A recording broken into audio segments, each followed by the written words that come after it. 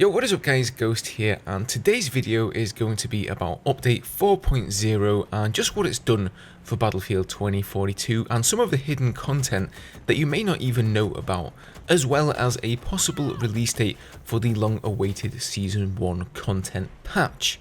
If you guys enjoy this video, don't forget to hit subscribe. We are coming up on 36,000 subs, we're almost there, and your guys' support has been awesome of late, so thanks for that. So I don't think anyone disputes that this is a fantastic update, and interestingly, most of the impactful changes, at least for myself, were all things that weren't even mentioned in the patch notes. On my last video I said that mouse input felt tons better. A lot of you agreed with me in the comments there. A few even said it felt better on console, but some of you also said that it could just be a placebo. Drunksy mentioned on Twitter, of course, that some changes were made and then we all magically think that it's better.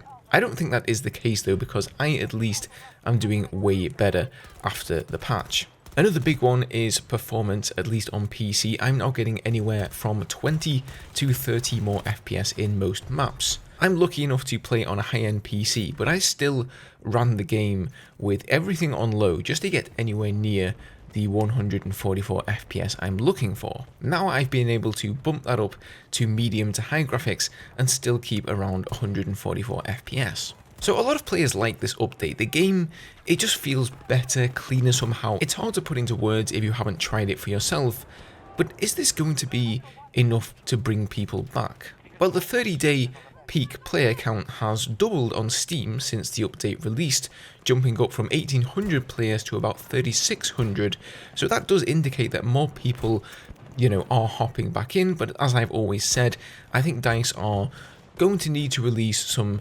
serious content, rework the specialists and rework the current maps to have any meaningful impact on the core Battlefield community and really entice people back into the game.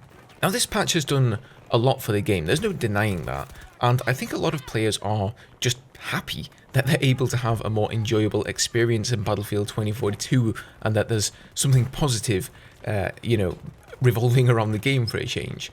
But let's not go singing DICE's praises yet. We simply cannot forget that these changes that have just come out more than 5 months after the game's release should 100% have been there at launch, and much more.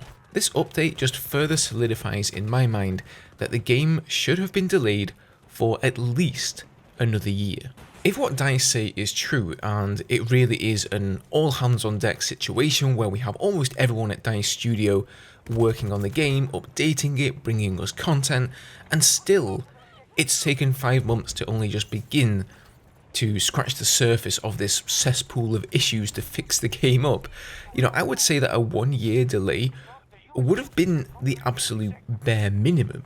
I really hope that in hindsight, DICE and probably more importantly EA now realise this as well, and I sincerely hope they will take that into consideration whilst developing the next game. So before we get to the Season 1 stuff, I just wanted to mention, has anybody else noticed that there are now TV missiles available for Battlefield 3's Portal attack helicopters? Yeah, that completely went under the radar. Pun definitely intended, by the way. This was nowhere to be seen in the patch notes. When the game released, I was majorly bummed out to find that after 3 Battlefield games in a row without attack helicopters, one of my favourite vehicles, that when we finally get the attack helis again, they didn't include the absolute coolest and most badass weapon in the entire Battlefield franchise, the TV missile. For the 2 people out there who don't know what a TV missile is, if you're new to Battlefield, it's a secondary weapon for the attack helicopter gunner position that can be fired off and then steered with your mouse or controller. Yeah, like I said, it's pretty badass. But how does it compare to the Battlefield 4 TV missile?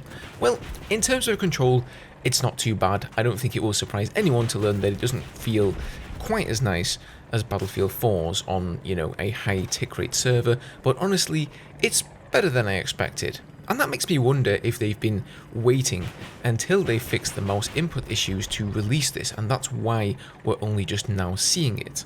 Damage-wise, It's hard to say just how good it is. In this footage, I was playing on a custom hardcore Portal server because the current Portal experiences on offer don't include base Battlefield 3 weapons and vehicles. But suffice to say, it was one-shotting everything on the ground. But then again, that's hardcore for you.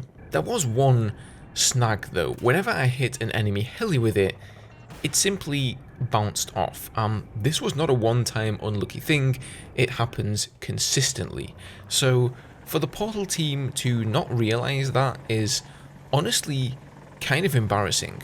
I have sent a Twitter message to Justin Weber, sort of updating him on this situation, letting him know that that's a problem, and I'm going to see if he replies to that. But honestly, I can't see how they really could have missed this.